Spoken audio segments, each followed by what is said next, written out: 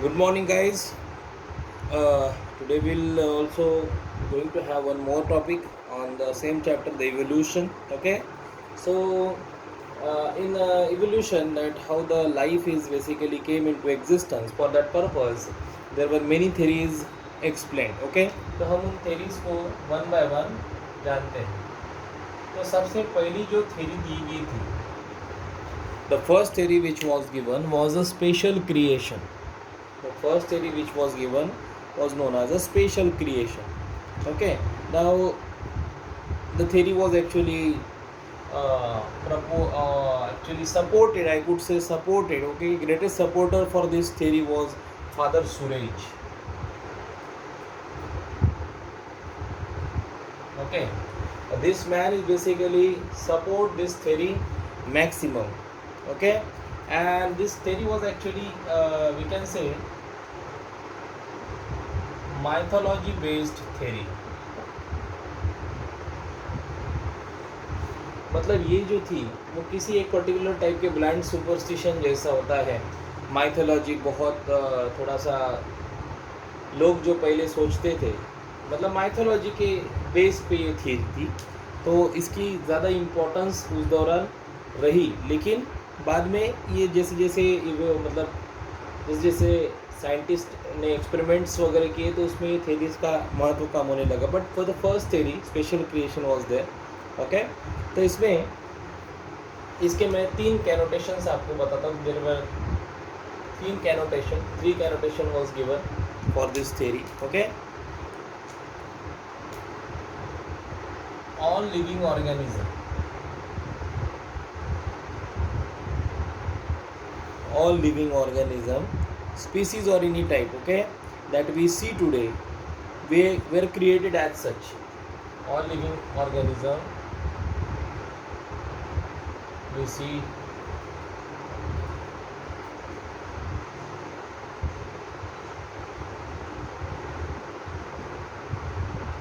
मतलब अपने आप सभी के सभी ऑल लिविंग ऑर्गेनिज्म बने. ठीक है, इसके अलावा डाइवर्सिटी जो रहेंगी that will be same since creation. जिस दौरान क्रिएशन हुआ, जब भी सभी लाइफ फॉर्म्स आए, उसके दौरान जो डाइवर्सिटी थी वैसी डाइवर्सिटी फ्यूचर में भी रहेगी. ओके, तो दूसरा जो स्टेटमेंट जो है, that diversity was always the same. Okay, always same since creation, जब से ये हुआ, and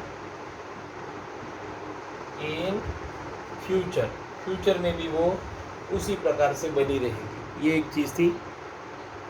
and very important thing they have told that earth is 4,000 years old.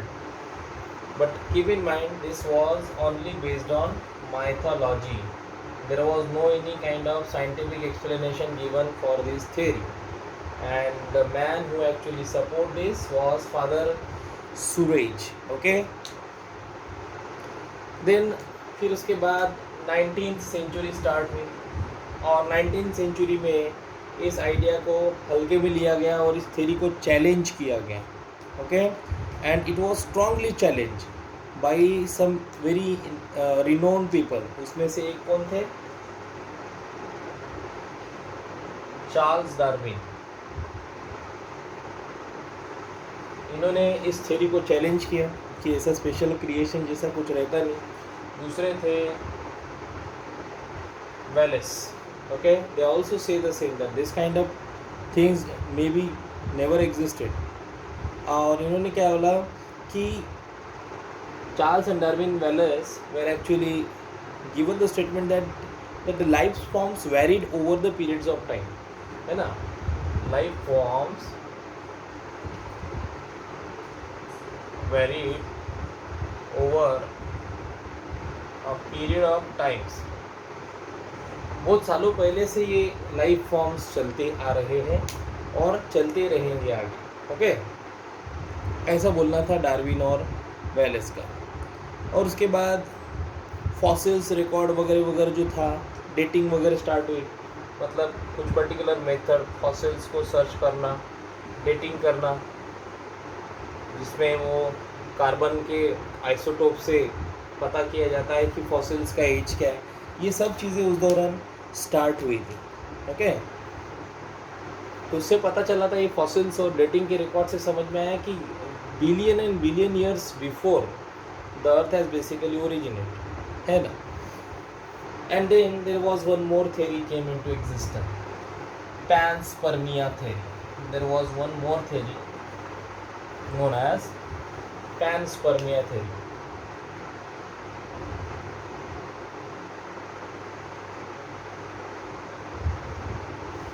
panspermia theory. Okay, now कुछ साइंटिस्ट ये बिलीव कर रहे थे कि that life came on earth from outer space.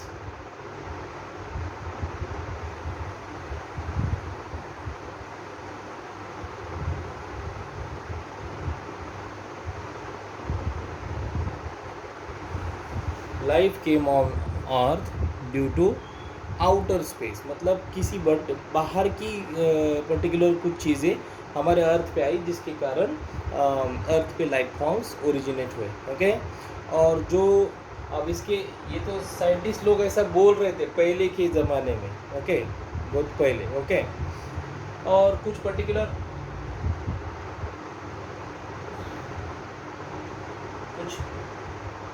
कुछ ग्रीक थिंकर्स भी थे। थिंकर्स मतलब विचारवादी कुछ लोग थे उस दौरान, और उनका कहना था कि जो बाहर से आए हुए जो लोग, मतलब जो अदर प्लैनेट्स या फिर अदर आउटर स्पेस से कोई अगर आया था, तो वो स्पोर्स आए थे। कौन आए थे? स्पोर्स आए थे, है ना। तो spores were actually transfer from different planet. Maybe this could be the possible event at that time, ऐसा इनको लगा था। ठीक है, और जो बाहर के प्लैनेट से अर्थ पे जो गिरे थे ये स्पोर, उनको मतलब कॉस्मोजोआ भी बोला गया था, कॉस्मोजोआ। ओके, कुछ अभी फ़िलहाल तो कुछ लोगों की भी ये थ्योरी जो है ना आज भी मतलब फेमस है। कुछ लोगों को आज भी ऐसा लगता है कि बाहर से कोई पर्टिकुलर पार्टिकल जो थे वो अर्थ पे आए, और इसके कारण अर्थ पे क्या आई? लाइफ, अर्थ पे लाइफ एग्जिस्ट होना स्टार्ट हो गई। इसके बाद एक थ्योरी और थी जिसका नाम था स्पॉन्टेनियस जनरेशन। स्पॉन्टेनियस जनरेशन, या फिर इसको अबायोजेनेसिस भी कहते हैं। There was one more theory known as spontaneous generation. Okay,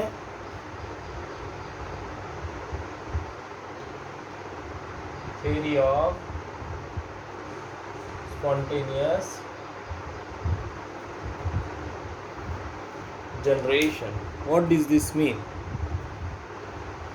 Now, this was actually the concept of abiogenesis, spontaneous generation. Okay, या फिर autogenesis. We can also understand this as autogenesis or abiogenesis. Okay, and this hypothesis was supported by ancient Greek philosophers.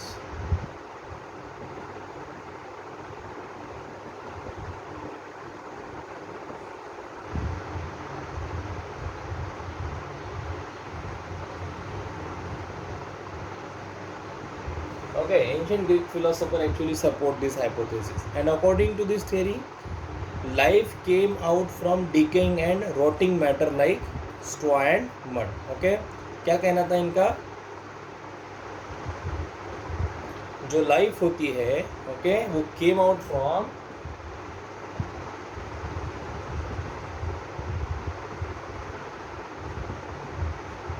Decaying matter, मतलब ऐसा matter जो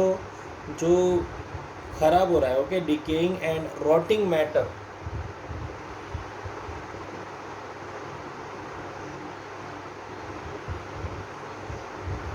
decaying and rotting matter was actually responsible to have the life on the earth.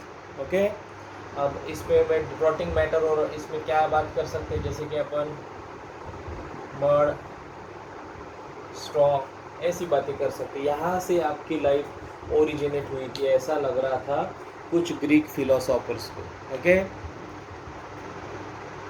तो और ये spontaneous चीज़ें हुई और ये होती गई, ऐसा उनको लग रहा था। ठीक है, कुछ कुछ मतलब इन्होंने यहाँ तक भी बोल दिया था कि जो नाइल रिवर है, आपको पता है नाइल रिवर जो है वो इजिप्ट से निकलती है और वो आगे तक बहती है, बहुत लंबी रिवर है ना। और इस नाइल रिवर के कारण जैसे कि फिशेस हो गए या फिर फ्रॉग्स हो गए, क्रोकोडाइल हो गए, फ्रॉग्स हो गए, क्रोकोडाइल वगैरह वगैरह हो गए, ये यहाँ से इस नाइल नदी के मड से पैदा हुए हैं, ऐसा इनको लग रहा था ग्रीक फिलोसोफर का। So this was the theory of the the spontaneous generation. Okay, and after this theory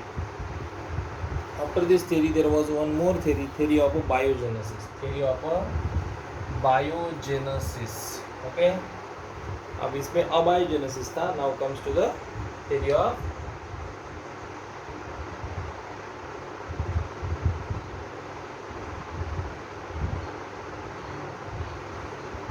biogenesis, theory of a biogenesis. Okay, now what actually explained in this theory? Okay, now the theory was actually proposed by two people, Harvey and Huxley. There were two people,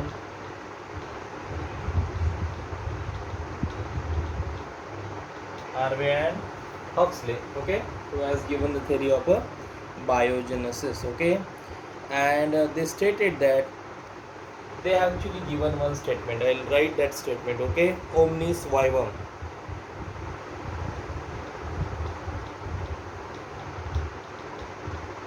ठीक है, इसको हम कह सकते हैं x Vivo.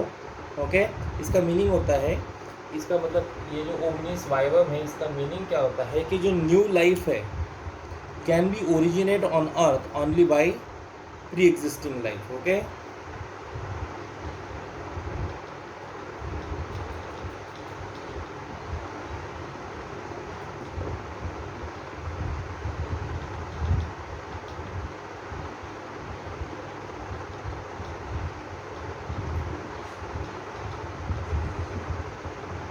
मतलब पहले से अर्थ पे कुछ लाइफ रही होंगी जिसके कारण नई लाइफ आई है ना. ये इस छोटे से स्टेटमेंट का मीनिंग था एक्स. ओके, ओमनिस वाइवम और एक्स ओवो. ओके, नहीं, इसके बाद जो एक्सपेरिमेंट्स जो किए थे और जिन्होंने फिर थ्योरी को सपोर्ट किया है ना, उनके मैं आपको नाम बता देता हूँ. एक था Francesco Redi. Okay, this was one man. Then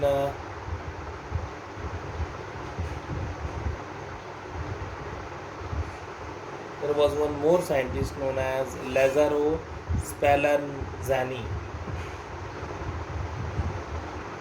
Okay, this was one more, and of course the last was very famous Louis Pasteur.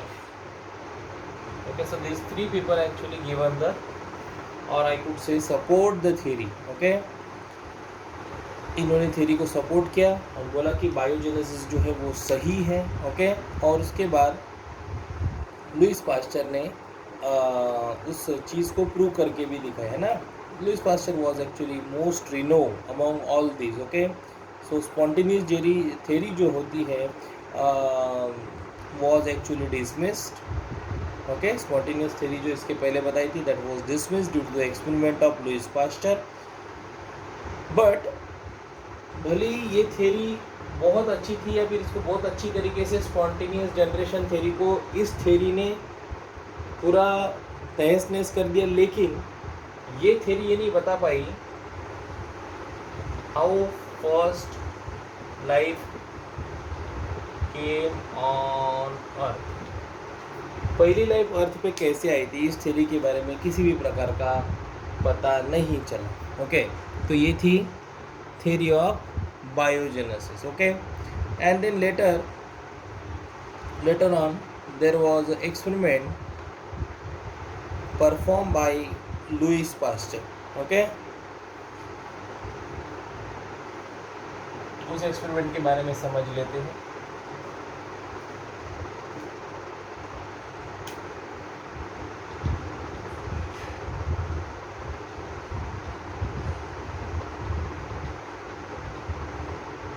Lewis pasture ने जो एक्सपेरिमेंट किया था उसके बारे में जान लेते हैं।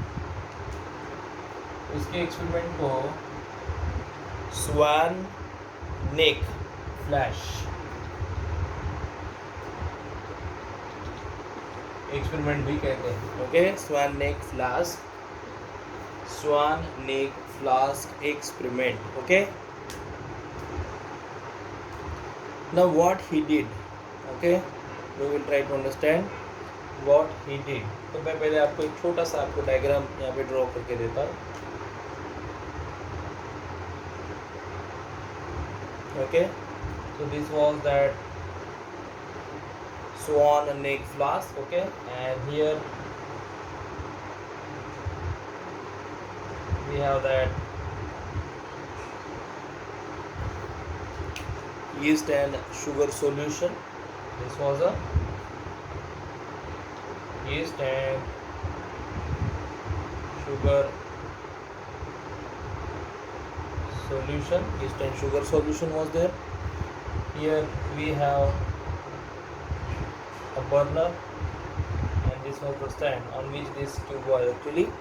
Now इसको स्वान नेक क्यों कहा गया है, इसके पीछे एक रीज़न है। ये कुछ इस प्रकार से था, ऐसे। ओके, स्वान नेक, और इस ट्यूब में, okay, this tube was actually like this, और इस ट्यूब में से क्या निकलती थी, steam. This was a steam. Okay, and here was a yeast and a sugar solution. Okay, अब बर्नर के कारण जो भी हीट निकलती थी उसके जो वेपर्स थे वो इस ट्यूब से पास होके यहाँ से बाहर निकलते थे। ठीक है, अब यहाँ पे और एक डायग्राम निकालनी पड़ेगी, वो डायग्राम हम यहाँ पे ड्रॉ कर लेते हैं। ठीक है,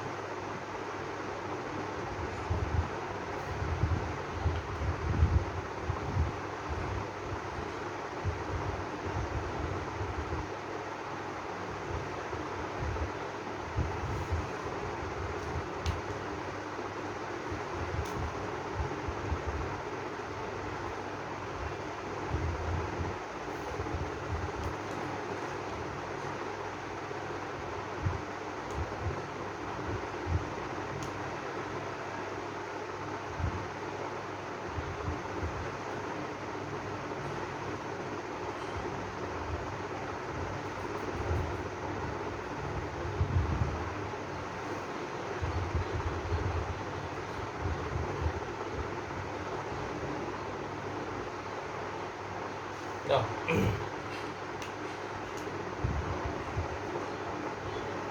so this is a simple diagram what he did, we will try to understand. So he prepared a sterilized syrup of sugar and okay, he prepared a sterilized syrup. Sterilized mean without any microorganism or without any kind of a pathogen. He has prepared a sterile syrup. Okay, I am calling it as a sterile syrup. Okay, so actually Louis Pasteur has prepared a sterile syrup of sugar, and when he prepared this sterile syrup, he added the yeast. Okay, and because this was a sterile syrup and the burner was on and yeast was there, so all the yeast was actually die inside this. Okay, so what he did, whatever the yeast was present here was actually, he actually heat the solution, due to which all the yeast died. So in this case I can say this, there is a death of the yeast. Okay, because we boil this solution of a sugar syrup. Okay, now he then take two flasks. Okay, one was broken neck, this was a broken neck flask. Okay, and this flask was basically having a curved neck or a swan neck or a curved neck. Okay, or S-shaped flask was this. Okay, then he showed that in a pre-sterilized swan,